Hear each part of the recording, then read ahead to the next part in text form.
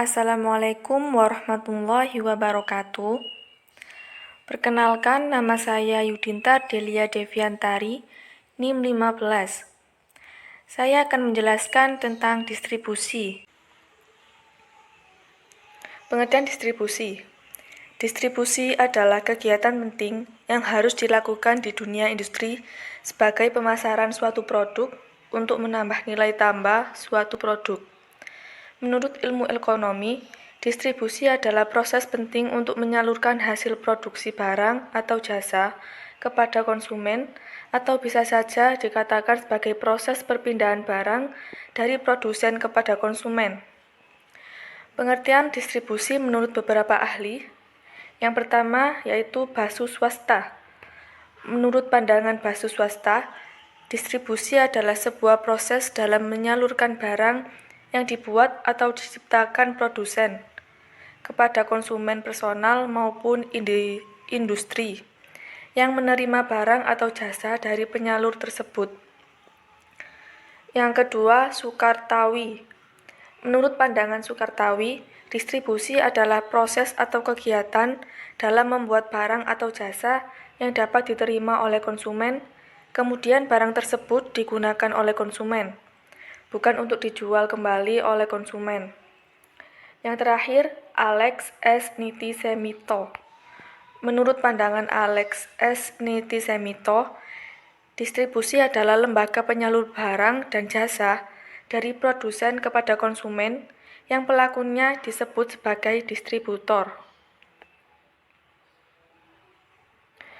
Salah satu ayat yang menjelaskan tentang distribusi yaitu terdapat dalam surat Al-Hasyr ayat 7 yang artinya, apa saja harta rampasan atau fa'i yang diberikan Allah kepada Rasul-Nya dari harta benda yang berasal dari penduduk kota, maka adalah untuk Allah, untuk Rasul, kaum kerabat, anak-anak yatim, orang-orang miskin, dan orang-orang yang dalam perjalanan, supaya harta itu jangan beredar di antara orang-orang kaya saja di antara kamu.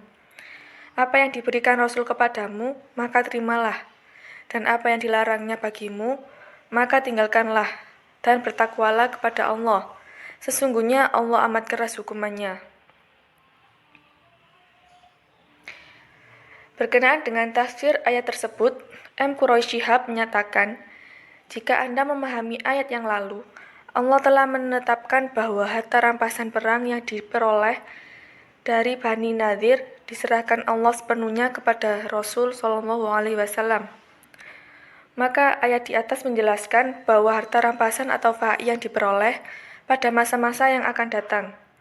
Kata fa'i seperti yang terdapat pada ayat di atas mengandung arti harta rampasan perang yang diperoleh dari musuh tanpa melalui peperangan. Arti asal dari kata ini adalah kembali.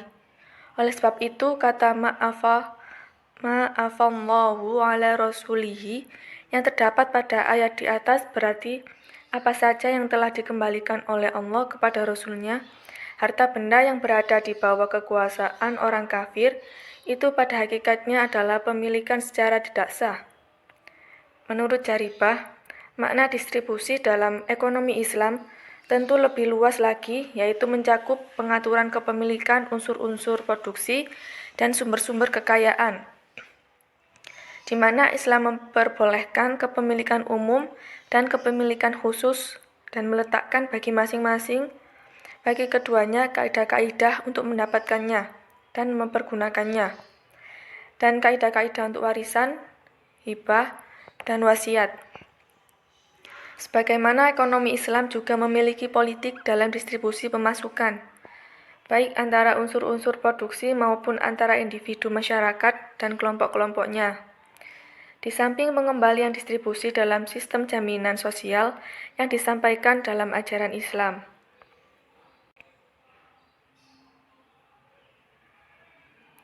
Tujuan distribusi. Yang pertama, untuk memastikan keberlangsungan kegiatan produksi dan memastikan produk diterima oleh konsumen dengan baik. Kedua, membantu mempertahankan dan mengembangkan kualitas produk. Produk yang didistribusikan dapat membuat produsen mengetahui seberapa laku barang dagangannya di pasaran. Yang ketiga, untuk pemerataan produk ke seluruh wilayah, Dengan adanya distributor yang bertanggung jawab mengirimkan produk ke konsumen di berbagai daerah. Yang keempat, bisa membantu meningkatkan nilai barang sesuai dengan biaya produksi dan biaya pendistribusian barang. Yang terakhir, bisa membantu mempertahankan stabilitas proses produksi untuk menjamin kualitas barang yang dibutuhkan konsumen agar tetap bagus.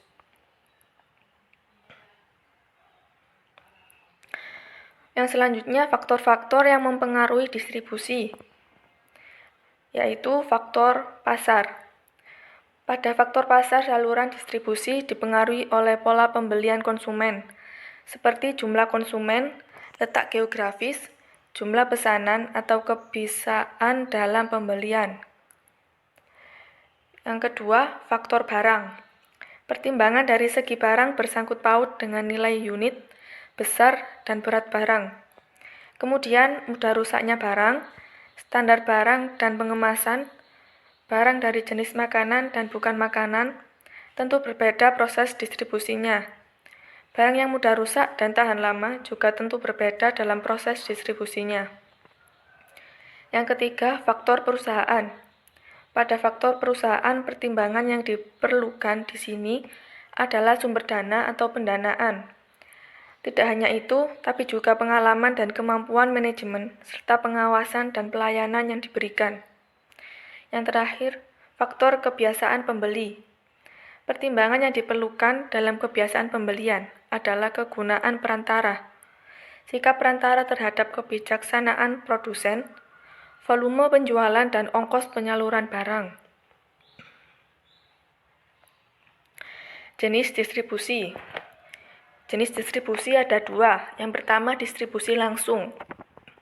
Distribusi langsung adalah proses pengiriman atau proses penjualan secara langsung yang dilakukan oleh produsen kepada konsumen, seperti petani yang langsung menjual hasil panennya ke konsumen. Yang kedua, distribusi tidak langsung. Distribusi tidak langsung adalah proses pengiriman yang dilakukan melalui distributor sebagai perantara. Distribusi tidak langsung ini bisa melalui lebih dari satu distributor. Kemudian barang tersebut baru diterima oleh konsumen, seperti barang dibeli oleh penjual grosiran, kemudian dijual lagi oleh pedagang eceran, setelah itu dibeli oleh konsumen. Fungsi distribusi. Distribusi memiliki dua fungsi. Yang pertama yaitu fungsi pokok. Fungsi pokok distribusi sebagai berikut. Ada pengangkutan atau transportasi. Pada umumnya, tempat kegiatan produksi berbeda dengan tempat konsumen. Kemudian penjualan atau selling. Di dalam pemasaran barang, selalu ada aktivitas menjual yang dilakukan oleh produsen. Pembelian atau buying. Setiap ada penjualan berarti ada aktivitas pembelian. Kemudian penyimpanan atau storing. Sebelum barang-barang disalurkan kepada konsumen, biasanya disimpan terlebih dahulu untuk menjamin kesinambungan, keselamatan, dan keutuhan barang. Kemudian pembakuan standar kualitas barang. Dalam setiap transaksi jual-beli, banyak penjual ataupun pembeli selalu menghendaki adanya ketentuan mutu, jenis, dan ukuran barang yang akan diperjualbelikan. Selanjutnya, penanggung resiko. Seorang distributor menanggung resiko, baik kerusakan ataupun penyusutan barang. Fungsi yang kedua yaitu fungsi tambahan. Fungsi tambahan distribusi terdiri dari yang pertama, menyeleksi. Suatu kegiatan ini biasanya diperlukan untuk distribusi hasil pertanian dan produksi yang dikumpulkan dari beberapa pengusaha. Yang kedua, mengemas. Untuk menghindari adanya suatu kerusakan atau hilang dalam pendistribusian, maka barang harus dikemas dengan baik. Yang ketiga, memberi informasi. Untuk memberi kepuasan yang maksimal kepada konsumen, produsen harus memberi informasi secukupnya kepada perwakilan daerah atau kepada konsumen yang dianggap perlu informasi. Informasi yang paling tepat bisa melalui iklan. Kontekstualisasi ekonomi. Ali Sakti di dalam bukunya Analisis Teoritis Ekonomi Islam dengan mengutip Anas Al-Zarqah mengatakan ada beberapa faktor yang menjadi dasar distribusi atau redistribusi, yaitu tukar-menukar atau exchange, kebutuhan atau need, kekuasaan atau power, sistem sosial dan nilai etika atau social system and ethical values. Al-Zarqah melihat begitu pentingnya memelihara kelancaran distribusi ini agar tercipta sebuah perekonomian yang dinamis, adil, dan produktif. Contoh yang sangat jelas distribusi dalam Islam adalah eksistensi zakat dalam ekonomi. Dalam perspektif yang lebih luas, Afzalur Rahman di dalam bukunya Muhammad sebagai seorang pedagang menjelaskan dengan cukup baik tentang makna distribusi. Distribusi kekayaan adalah suatu cara di mana kekayaan nasional didistribusikan ke berbagai faktor produksi yang memberikan kontribusi terhadap negara dan prinsip-prinsip yang menentukan bagian dari tiap faktor tersebut. Baginya, distribusi kekayaan merupakan masalah yang sangat penting, sebab penyelesaiannya yang adil dan wajar tergantung kesejahteraan dan kebahagiaan seluruh masyarakat. Sesungguhnya tujuan dari distribusi adalah mempertemukan kepentingan konsumen dan produsen dengan tujuan kemaslahatan umat. Ketika konsumen dan produsen memiliki motif utama, yaitu memenuhi kebutuhan, maka distribusi sepatutnya melayani kepentingan ini dan memperlancar segala usaha menuju mencapai tujuan tersebut. Sekian penjelasan dari saya. Terima kasih. Mohon maaf apabila ada kesalahan. Wassalamualaikum warahmatullahi wabarakatuh.